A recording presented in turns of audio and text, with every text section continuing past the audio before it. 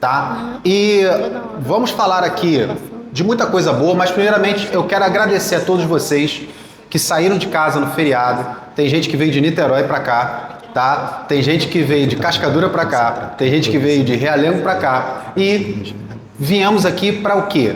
Não é apenas para ouvir um cara chato falar sobre coisas que muitas vezes você já sabe, mas para estabelecer conexão. O que o Stênio falou é de extrema importância.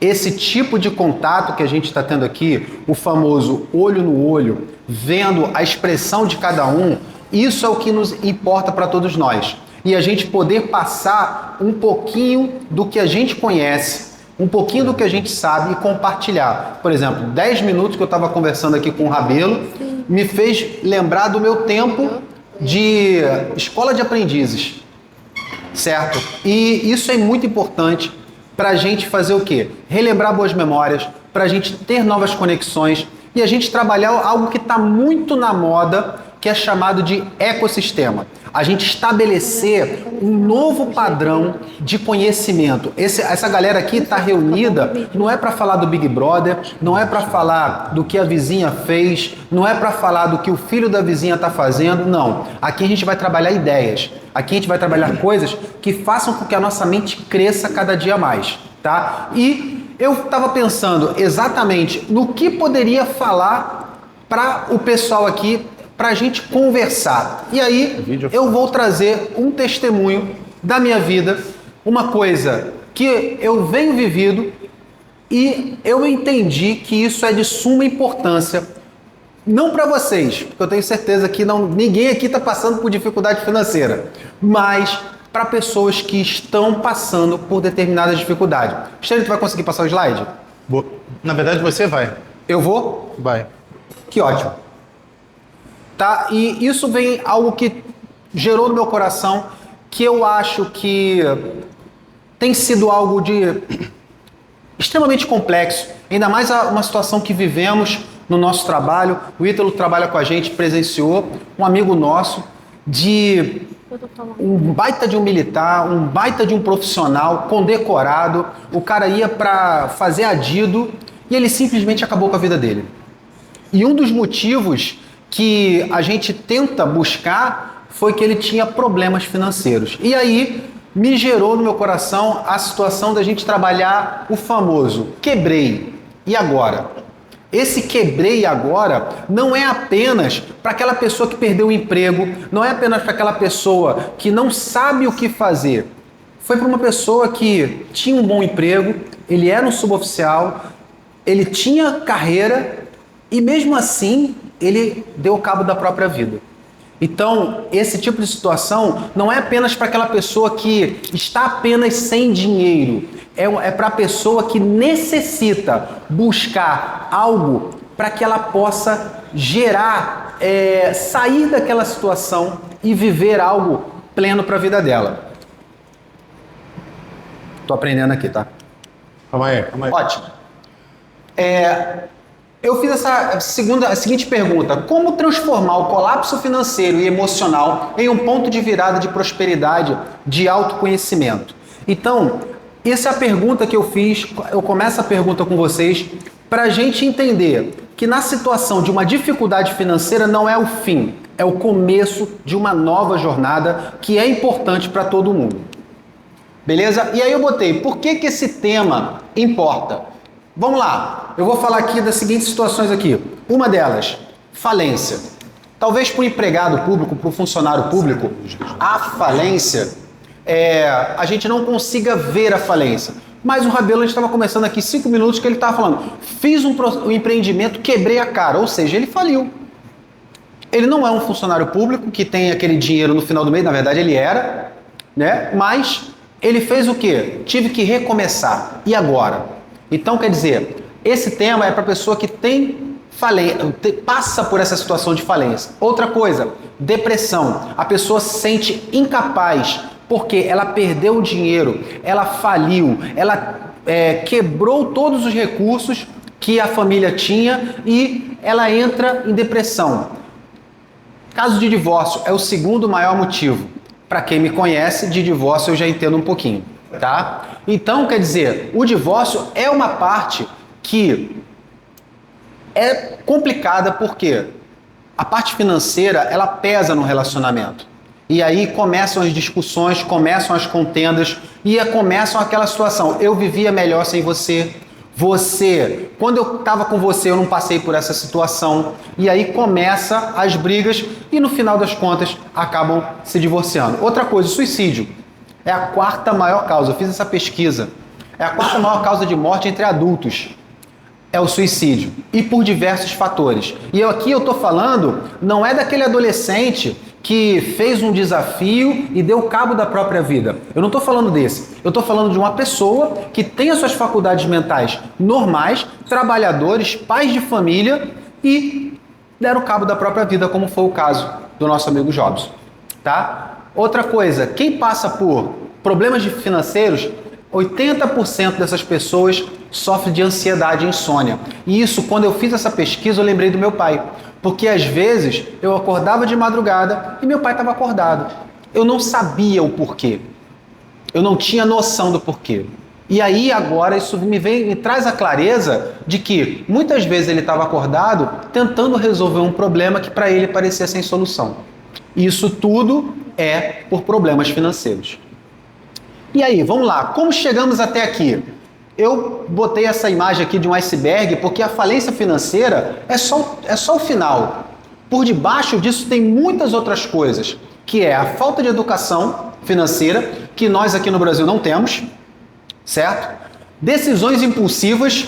Tinha um amigo meu, ele não está aqui, que falava assim, seta pra cima, depois a gente vê o que a gente faz. Graças a Deus essa pessoa mudou. Entendeu? Então, quer dizer, decisões impulsivas geram problemas lá na frente. Ou seja, passo no cartão de crédito, depois eu vou ver o que eu faço. Ou eu pago o mínimo. E aí a bola de neve começa. Tá? Consumo emocional. A pessoa está deprimida. Isso aí é mais para as minhas amigas mulheres, né? Minhas cunhadas. Tô deprimida. Vou no shopping. Vou acabar com a minha depressão no shopping. É quase igual... Vou fazer uma meia comparação. É quase igual um bêbado, né? Que ele vai pro bar para afogar as mágoas. A mulher vai pro shopping. Então, quer dizer, isso aqui é um consumo emocional. E o pior de todos é o status.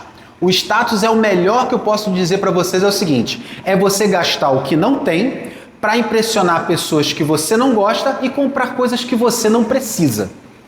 Então, quer dizer, eu vou comprar aquele carro porque quando eu chegar lá na vizinhança, o meu vizinho vai ver aquele carro. Cara, é uma coisa que plantaram na nossa cabeça e só nos faz mal e a conta chega e ela não chega barata.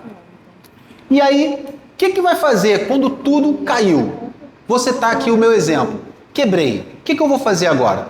Primeiro de tudo, aceitar o que aconteceu. Realmente quebrei, realmente eu não tenho dinheiro para honrar todas as minhas despesas e eu tenho que fazer alguma coisa.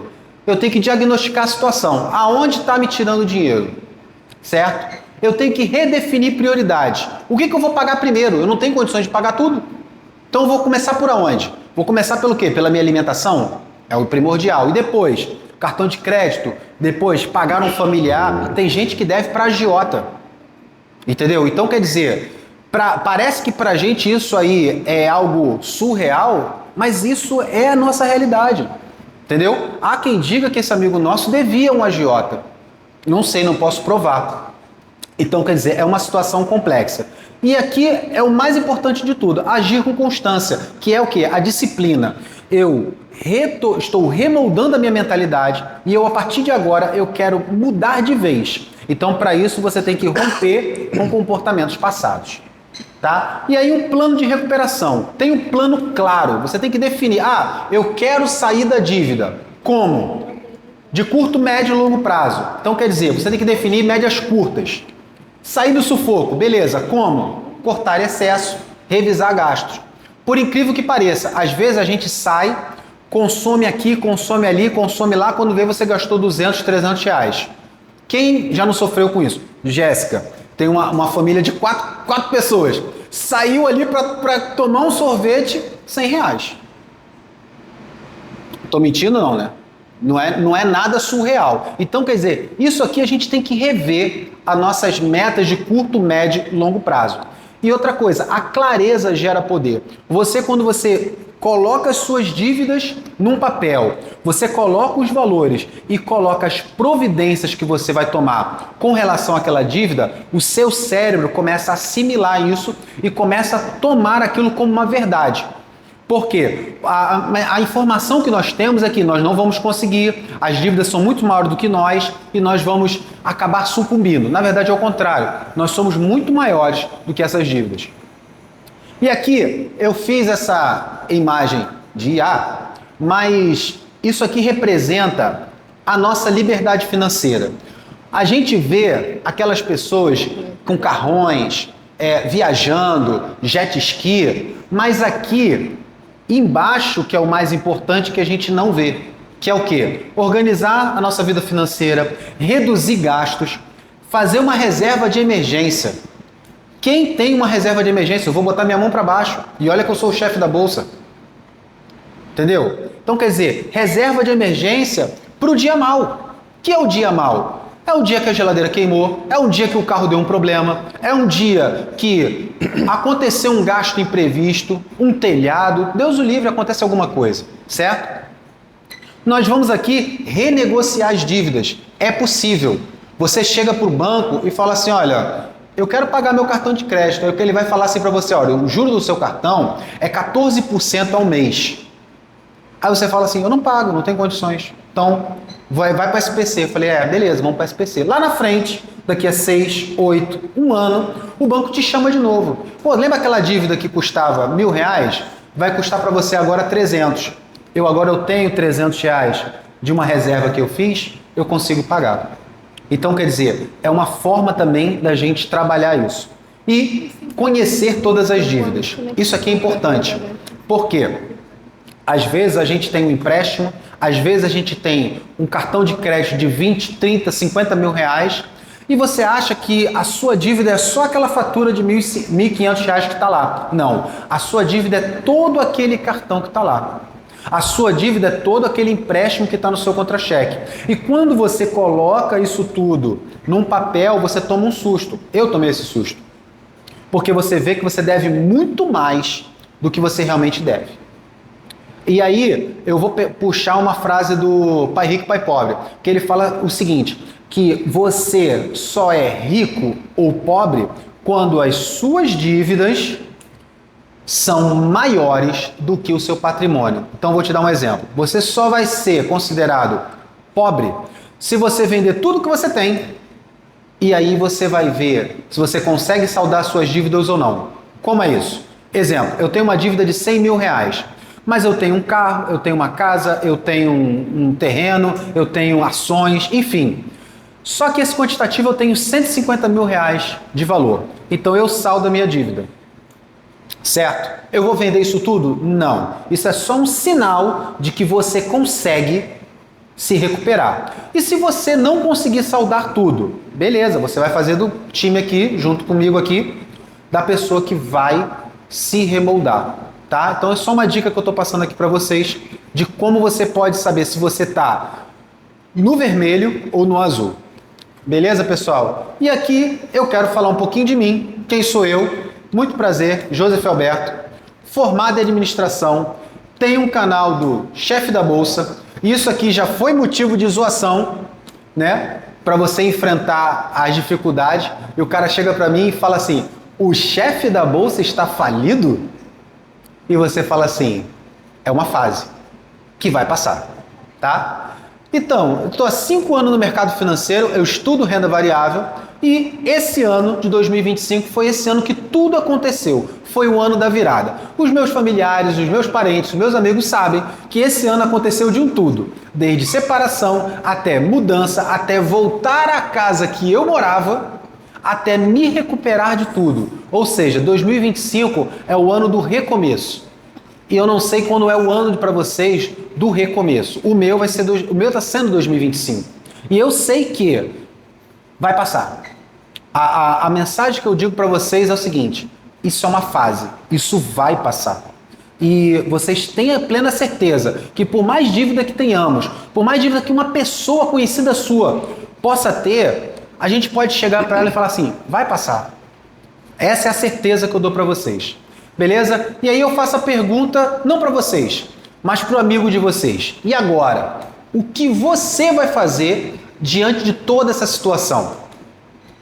Eu só quero deixar essa frase para vocês. A vida não é sobre o que você perdeu, mas sobre o que você ainda pode construir. Nós estamos aqui na nossa meia-idade, né? Tirando os meus sobrinhos aqui, que ainda estão na primeira idade ainda. Nós já estamos na casa da meia-idade e nós temos muito mais para construir do que chorar o que perdemos. E aí uma passagem bíblica que eu coloco para todo mundo que está passando por uma dificuldade. Seja forte e corajoso. Muito obrigado pela atenção, tá? E até a próxima.